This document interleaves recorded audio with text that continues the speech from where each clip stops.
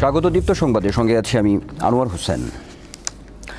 3 মাস বন্ধের পর ফের দর্শনার্থীদের জন্য খুলে দেয়া হলো গাজীপুরের শ্রীপুরের সাফারি পার্ক।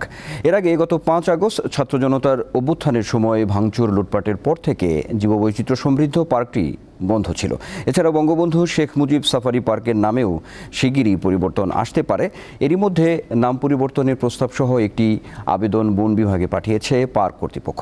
বিষয়টি বিবেচনায় নিয়ে বন বিভাগ গাজীপুর সাফারি পার্ক নাম দিয়ে আগের নামটিতে প্রতিস্থাপন করতে পারে বলে জানা গেছে।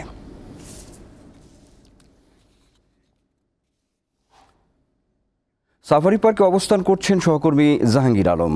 দর্শক, সরাসরি আমরা যুক্ত হব জাহাঙ্গীরের সঙ্গে। জাহাঙ্গীর, জানতে চাচ্ছি যে পার্কটি তো আজ থেকে খুলে দেওয়া হলো, পশু পাখি সহ বর্তমান প্রাকৃতিক পরিবেশ কেমন দেখছেন, আর নাম পরিবর্তনের বিষয়ে কোনো তথ্য আছে কি আপনার কাছে?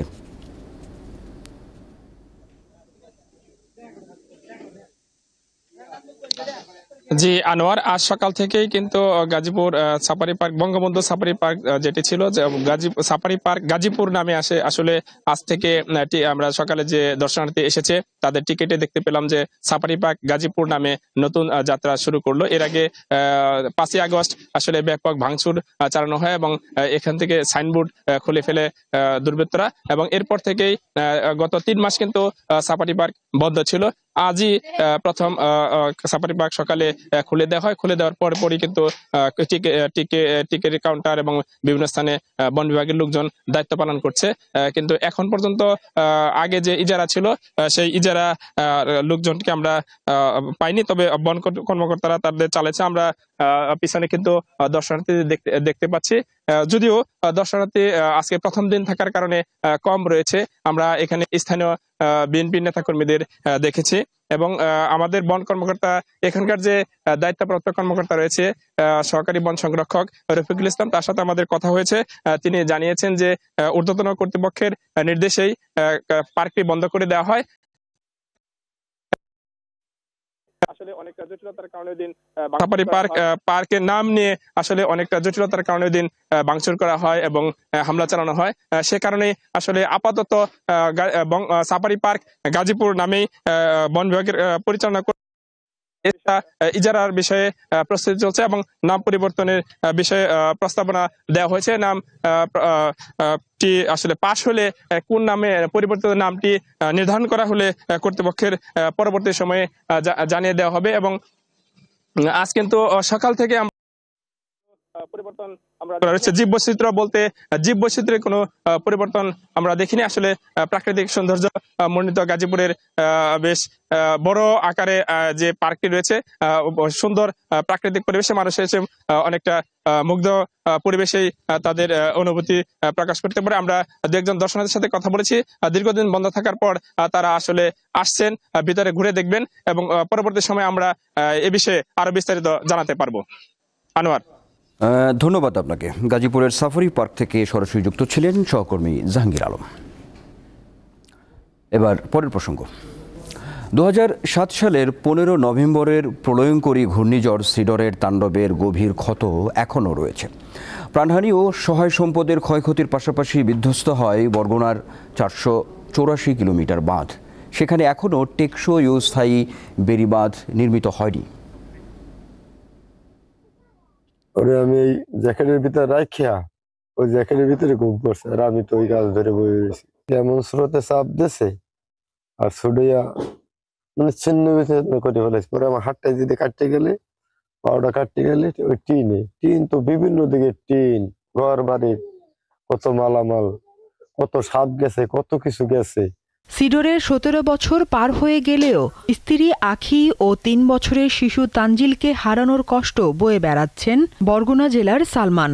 ত্রাণের অর্থে উপকূলীয় জেলা বরগুনার অনেকেরই ঘর হয়েছে, তবে ঘূর্ণিঝড়ের আঘাতে বিধ্বস্ত বেড়িবাঁধ আজও নির্মাণ হয়নি। বাড়তে পানি হয়েছে কারণ ওই মাঠটা সমান্য হে পানি তো গেছে গেছে হেয়ে পর আইসি বাড়তে বেনে আই যে ঘর দুয়ার কিছু নাই। বউ পেয়েছি 2 দিন পর মাটি চালাইয়ে এরপর আনছি ওই বেগুনে ঘর দুয়ার বেড়া ঠেলে লই গেছে, গরু বাছুর সব চিকির পরে পান্তে লইয়ে যায়। আর আমরা পশ্চিমে চাইতে নিয়ে বালিতে কালে চোখ ডাকে যায় বালিতে। নিচু বেড়িবাঁধের কারণে প্রতি বছর আমাবস্যার পূর্ণিমার জোয়ার ও ছোটখাটো ঘূর্ণিঝড়ে প্লাবিত হয় একাধিক গ্রাম। স্থানীয়রা টেকসই বেড়িবাঁধ নির্মাণের দাবি জানালেও 17 বছরেও তা পূরণ করেনি কেউ। রাস্তা তো হয় না, ওই দেখেন না স্যার, কোনো রাস্তা হয় না, এই রাস্তা হয় না, এই রাস্তা হয় না। তাছাড়া এই আঁশ মুরগি কত কিছু আনলে সব শেষ। জেলা প্রশাসক মহোদয় আছেন, তার মাধ্যমে রাস্তাঘাটগুলো হোক, যে আমাদের 170টি ফ্যামিলির মাঝে যেন মাঝামাঝি একটা সাইকেল সেন্টার হয়। ঘূর্ণিঝড় সিডর কেড়ে নিয়েছিল উপকূলীয় জেলা বরগুনার 1345 জনের প্রাণ। লণ্ডভণ্ড হয়ে গিয়েছিল 77,000 ঘরবাড়ি। বিধ্বস্ত হয়েছিল জেলার 484 কিলোমিটার বাঁধ। দীপ্ত বার্তাকক্ষ। আন্তর্জাতিক প্রসঙ্গ। গাজা উপত্যকায় ইসরায়েলি আগ্রাসনে নতুন করে প্রাণ গেছে 24 ফিলিস্তিনের। আহত হন আরও শতাধিক ব্যক্তি। দক্ষিণাঞ্চলীয় নাবাহিত ও বালবেক শহরে হামলায় হতাহতের এ ঘটনা ঘটে। এছাড়া খান ইউনুস শহরে ত্রাণ ও মেডিকেল সরঞ্জামাদি বোঝাই 34টি ট্রাক ছিনতাই হয়েছে বলে জানিয়েছে জাতিসংঘ। এ ঘটনায় তাদের অভিযোগের তীর ইসরায়েলের দিকে। এদিকে ইসরায়েলি বর্বরতায় লেবাননে প্রাণ হারিয়েছেন আরও 21 জন। যুক্তরাষ্ট্রের নবনির্বাচিত প্রেসিডেন্ট ডোনাল্ড ট্রাম্পের নির্বাচনী প্রচারে বিশেষ গুরুত্ব পায় অবৈধ অভিবাসী নিয়ন্ত্রণের বিষয়টি। মেক্সিকো সীমান্তে প্রাচীর তোলার কাজও শেষ করার প্রতিশ্রুতি দেন তিনি। অভিবাসী নির্ভর যুক্তরাষ্ট্রে যদি সত্যিই এমনটা ঘটে, তবে কি হতে পারে দেশটির পরিস্থিতি? 2024 সালের প্রেসিডেন্ট নির্বাচনে একটা বড় ইস্যু ছিল অভিবাসন। 2023 সালের পরিসংখ্যান অনুযায়ী বিদেশি বংশোদ্ভূত মানুষের সংখ্যা যুক্তরাষ্ট্রে অনেক বেশি। তথ্য অনুযায়ী বিদেশে জন্মগ্রহণকারী 4,78,00,000 মানুষ যুক্তরাষ্ট্রে বাস করেন, যা মোট মার্কিন জনসংখ্যার 14.3%। দেশটি বর্তমানে প্রবীণদের সংখ্যা বৃদ্ধির সমস্যার সঙ্গে লড়ছে। এর সঙ্গে পাল্লা দিয়ে বাড়ছে স্বাস্থ্য সংক্রান্ত খরচ। অন্যদিকে কাজকর্ম করতে সক্ষম অল্প বয়সী মানুষ কমে যাচ্ছে।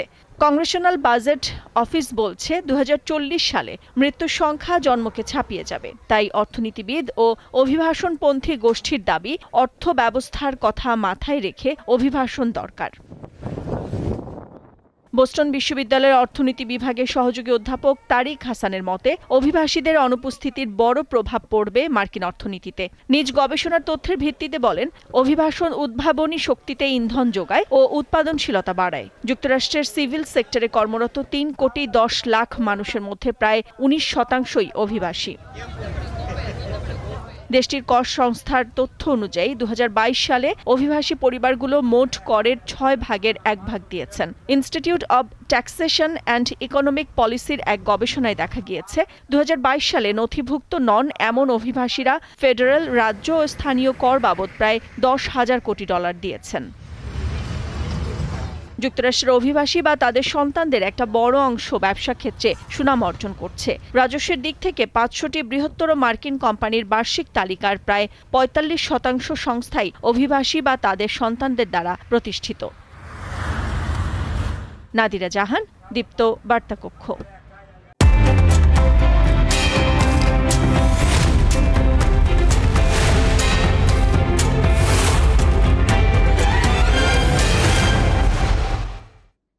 দর্শক, এবারে জানাবো দৈনিক পত্রিকা থেকে প্রধান প্রধান শিরোনামগুলো। শুরুতে আমার হাতে আছে দৈনিক প্রথম আলো। দৈনিক প্রথম আলোর প্রধান শিরোনাম হচ্ছে, মন্ত্রীর একক ক্ষমতা ও দায়মুক্তির বিধান অবৈধ, বিদ্যুৎ খাত হাইকোর্টের রায়। একই সঙ্গে যা খুশি করার সুযোগ রেখে ট্রাম্পের মন্ত্রিসভা, এমন একটি খবর, বিশ্লেষণী খবরকেও গুরুত্ব দিয়েছে প্রথম আলো প্রথম পাতায়। একই সঙ্গে আহতরা বিনামূল্যে চিকিৎসা পাবেন, কর্মসংস্থানও হবে, সচিবালয়ে বৈঠক, এই খবরটিও আছে প্রথম পাতায়। ছাত্র জনতার অভ্যুত্থান, গুলিবিদ্ধ শিক্ষার্থী আবদুল্লাহর মৃত্যু, এই খবরটিও সামনে রেখেছে প্রথম আলো। একই সঙ্গে কাভার ফটোতে কাঞ্চনজঙ্ঘা যে দেখা যাচ্ছে পঞ্চগড়ে, সেই ছবিটিও তারা ছেপেছে। বাজারে সয়াবিন তেলের ঘাটতি, সরবরাহ বাড়াতে শুল্ক কমানোর সিদ্ধান্ত, এই খবরটিও আছে দৈনিক প্রথম আলোতে। আমার হাতে আছে দৈনিক সমকাল। সমকালের প্রধান শিরোনাম হচ্ছে আয় থেকে ব্যয় বেশি, সংসার আর চলে না। এটি হচ্ছে প্রধান শিরোনাম। একই সঙ্গে ডক্টর ইউনূস আলিয়েভ বৈঠক, ঢাকা বাকু সম্পর্ক আরও গভীর করার প্রতিশ্রুতি, এই খবরটিও আছে।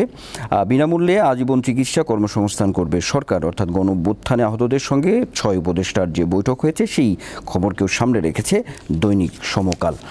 দৈনিক যুগান্তরের প্রধান শিরোনাম হচ্ছে ক্যাপাসিটি চার্জের নামে 1 লাখ কোটি টাকা লোপাট, রেন্টালে কুইক লোটপাট, এমন একটি শিরোনাম করেছে দৈনিক যুগান্তর। আর সেই সঙ্গে কুইক রেন্টাল নিয়ে হাইকোর্টের রায়, দায়মুক্তি ও মন্ত্রীর একক ক্ষমতার বিধান অবৈধ, এই খবরটিও আছে। সেই সঙ্গে এএফপিকে প্রধান উপদেষ্টা, অন্তর্বর্তী সরকারের মেয়াদ সংক্ষিপ্ত হওয়া উচিত, সেই খবরটিও রেখেছে। একই সঙ্গে প্রধান উপদেষ্টার সঙ্গে আলিয়েভের বৈঠক, বাংলাদেশে বিনিয়োগে আগ্রহী আজারবাইজান। আমার হাতে আছে দৈনিক কালের কণ্ঠ। কালের কণ্ঠের প্রধান শিরোনাম হচ্ছে অন্তর্বর্তী সরকারের 100 দিন, আকাশচুম্বী জনপ্রত্যাশার চাপ সামলানোর চ্যালেঞ্জ কঠিন, এমন একটি খবরকেই প্রধান শিরোনাম করেছে কালের কণ্ঠ। একই সঙ্গে বিদ্যুৎ জ্বালানি সরবরাহ আইন 2010 দায়মুক্তির বিধান অবৈধ ঘোষণা হাইকোর্টের, এমন খবরটিও আছে। একই সঙ্গে বিএনপির ভারপ্রাপ্ত চেয়ারম্যান তারেক রহমান যে বলেছেন বিএনপি ক্ষমতায় গেলে প্রধানমন্ত্রীও স্বেচ্ছাচারী হতে পারবে না, এই খবরটিও তারা সামনে রেখেছে। আমার হাতে আছে দৈনিক বণিক বার্তা। বণিক বার্তার প্রধান শিরোনাম হচ্ছে আওয়ামী লীগ সরকারের চেয়েও দ্রুত পরিশোধ করা হচ্ছে প্রশ্নবিদ্ধ আদানির পাওনা। একই সঙ্গে আরেকটি অন্যতম শিরোনাম বণিক বার্তার, সুচিকিৎসা ও পুনর্বাসনে অনিশ্চয়তায় ভুগছেন গণঅভ্যুত্থানে আহতরা, এই খবরটিও গুরুত্ব দিয়েছে দৈনিক বণিক বার্তা। আমার হাতে আছে দৈনিক ইত্তেফাক। ইত্তেফাকের প্রধান শিরোনাম হচ্ছে অভ্যুত্থানে আহতদের সঙ্গে 6 উপদেষ্টার বৈঠক, আহতদের বিনামূল্যে চিকিৎসা, 5 দিনের মধ্যে চূড়ান্ত রূপরেখা। একই সঙ্গে এএফপিকে সাক্ষাৎকার, নির্বাচন কত দ্রুত হবে তা সংস্কারের গতি বলে দেবে ডক্টর ইউনূস, এই খবরটিও গুরুত্ব দিয়েছে দৈনিক ইত্তেফাক। একই সঙ্গে পূর্বাচলে উদ্ধার 7 টুকরো লাশ এক শিল্পপতির, কথিত প্রেমিকা আটক, এই খবরটিও গুরুত্ব দিয়েছে দৈনিক ইত্তেফাক। আমার হাতে আছে দৈনিক আজকের পত্রিকা। আজকের পত্রিকার প্রধান শিরোনাম হচ্ছে আওয়ামী লীগের আমলে বিদ্যুৎ খাত, এটি নিয়ে তারা শিরোনাম করেছে দল ঘনিষ্ঠদের ব্যবসা দিয়ে লুটের সুযোগ, এমনটা একটা প্রধান শিরোনাম। একই সঙ্গে শ্রম খাত সংস্কারের অঙ্গীকার প্রধান উপদেষ্টার, এমন একটি খবরও সামনে এসেছে। একই সঙ্গে পঞ্চদশ সংশোধনীর শুনানি, 70 অনুচ্ছেদ বাতিল চাইলেন শিশির মনির, এমন একটি খবরকেও গুরুত্ব দিয়েছে। নির্বাচনের ট্রেন ছেড়ে দিয়েছে ডক্টর ইউনূসের, এমন একটি মন্তব্যকে সামনে এনে অন্যতম প্রধান শিরোনাম করেছে দৈনিক আজকের পত্রিকা। দর্শক, এই ছিল মোটামুটি আমার হাতে পত্রিকাগুলো থেকে প্রধান শিরোনাম। এই ছিল এখনকার মতো আমাদের পরের সংবাদ দুপুর 12টায় দেখার আমন্ত্রণ রইল। আর সর্বশেষ তথ্য বিনোদনের সব খবর জানতে আপনিও যুক্ত থাকুন দীপ্ত ডিজিটাল প্ল্যাটফর্মগুলোতে। ধন্যবাদ সবাইকে।